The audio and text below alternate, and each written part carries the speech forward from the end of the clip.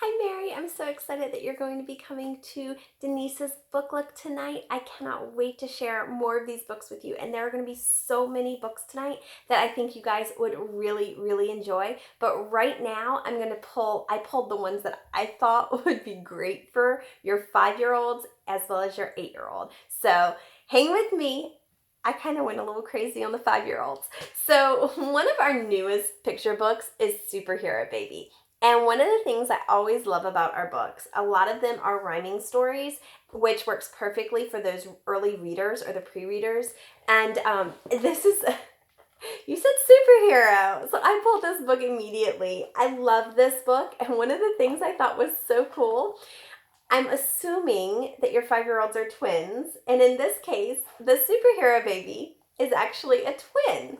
And in fact, her arch nemesis, as it turns out, and the story is so cute, happens to be her goody two-shoes little brother, or baby brother. So I thought this was such a cute story for you guys. So this is Superhero Baby. Okay, next we're going to go up a little bit. Next we're going to talk phonics readers. One of the things, again, same idea, those reading stories. So reading out loud to your kids is so important. And one of the stories that we love, and you said animals as well, one of the stories we love is our phonics readers. They're almost always about animals of some kind. This happens to be Axolotl Finds a Bottle. And what's great is it is a rhyming story. It's typically read alone by about first grade, but earlier the better that they're exposed to these sounds. And I love that the back gives an about phonics section for the parent, so it talks about which sounds are actually being said in the story. Now these individually are about $6.99. You can buy a collection for $14.99, and there's 6 in the collection. So that's just a really great way to maximize your money when it comes to these stories. And they're so cute. I love these. So these are our phonics readers. Again, we're going to do early reading. Muddle and Match actually was one of my son's favorite ways to start reading, and they are sound-based. So excuse me for this. Marvin the Mighty Monkey moves towards the mark on the map to meet the mysterious magical meerkat. And then when you flip, you're going to change the sounds. So if they're working on that idea of hearing sounds in words, in different parts of words, Marvin the Mighty Monkey pretends to be a powerful pirate, believing she'll be the best ballerina at the bug ball. So they get to change the story up as they go, and I absolutely love it. Wow, I should put my glasses back on. I absolutely love this one. So Muddle and Match, there's multiple in this series, but I love it for early reading. Again, this is one of our picture books, and I'm going to stop on picture books after this, but this is one of our picture books that I love, The Alphabet of Peculiar Creatures. You're going to hear me say tonight that I was a middle and high school science and math teacher. Science is my life. So when this book came out, I was like, ah! So my son and I have used this. Again, you'll hear the A is for axolotl, and it has the sounding out of those words. And I think that's fabulous. It's something that we homeschool, and it's something that we have worked on with actually learning how to sound out words and how they're written. And we just absolutely love this book. It gives some facts about the animal that it's showing, and it has some really weird ones. Lowland Streaked Tenrec, or M is for Mara, or Mara, a pangolin, or a quokka. It's things that I've never heard of before in my life, and it tells you what they are. So my kids, who are obsessed with wildcats, absolutely adore this one. Okay, let's go into that nonfiction. So I kind of skimmed fiction, and that kind of brought alongside the nonfiction picture book with that. And so now we're going to move into that nonfiction. This is one of my favorites for kindergarten through 2nd grade. This is our nonfiction beginner series. It is high picture to text ratio, which I absolutely adore. And it gives you material, all of our nonfiction, it gives you material up here, and it's presented down here where younger kids can understand it. So some of these things were things that I was teaching in high school or middle school, and yet here we have them in a book for kindergarten through 2nd grade.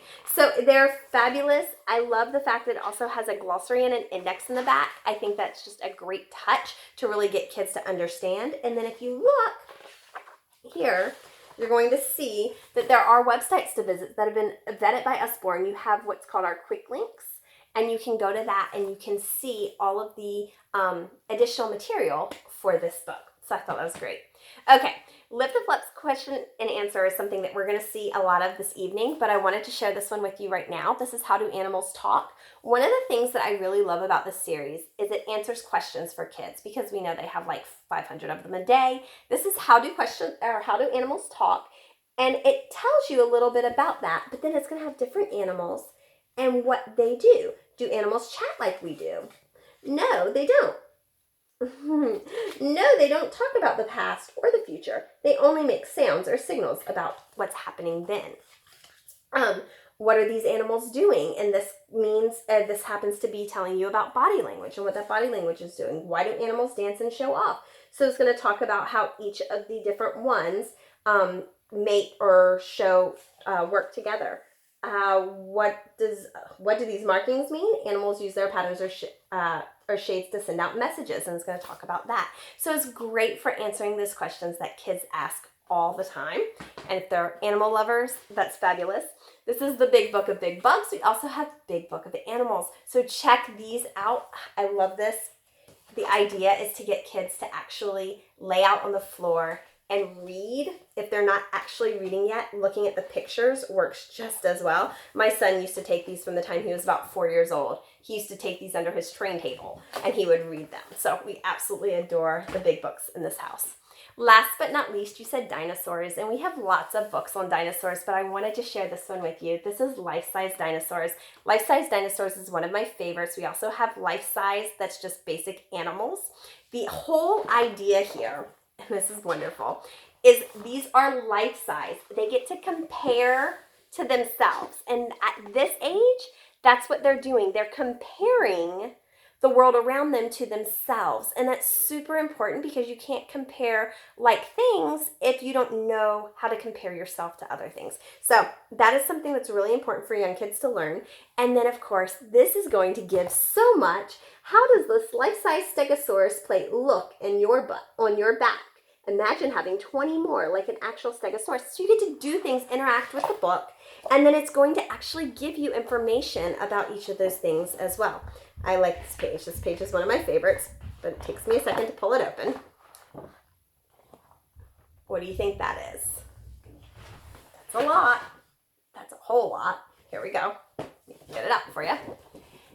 It's a T-Rex's mouth, and you get to compare yourself to that. And one of the things that I, as a science and math teacher, absolutely adore is each of these books is 12 by 12 inches, which means that they're 1 foot square. And then they talk about how each of these books, how many of them are going to be the length of animals. So this happens to be the length of a Diplodocus. And it tells you that it actually takes 83 life-size books to be the length of Diplodocus. And you can do that outside with your child. You can take this and kind of measure out, and they can see how many books they are versus how many books some of these animals are. It's a great way to compare and contrast. Okay, now, for your 8-year-old, I pulled some books that I really hope she would love. I heard that she likes animals. I know you said she likes animals. Our Tanglewood Park series, type when we are in our party, when you have the chapter books, check out Tanglewood Park series. That series is fantastic for animal lovers. I wanted to share this one. This is The Forgotten Fairy Tales of Brave and Brilliant Girls. This one is amazing. It has so many great stories, but just like all those stories that were out there before the Victorian era that had strong female characters, they kind of got culled from everything during that time when females were seen as being weak or inferior. And so a lot of those stories didn't make it through to mainstream. Now we're kind of bringing them back. In this case, you have things like Snow White and Red Rose. That's probably the one that I recognize the most out of all of these. But there are so many different ones. The Daring Princess, the Sleeping Prince, the Nettle Princess. So many different ones that are so much fun to read with your girls. So I adore this book. Check it out. We have some other series I thought I'd mention first. This is the Shine Performing Arts series. There's 4 books in this series. It's all about a performing arts school. It is a fabulous read aloud if she's not quite there yet, or if she is reading to herself. I love that there are pictures in this, so it really helps them. Ella Diaries, same thing. Ella Diaries is fantastic. Ella Diaries is a series where she is actually writing in her diary. And it is such a great series. I absolutely adore this one for that age range. And if she's a little bit ahead of her game with reading, I like the Lightning Girl series. This is about a young girl who determines that she has superhero powers, and she didn't know it until she was trying to protect her younger sibling on the playground one day, and it turns out that it's hereditary. And so there's a whole series of these. There's 4 now. So I love this one. I cannot wait to see you tonight in our party. Have a great day.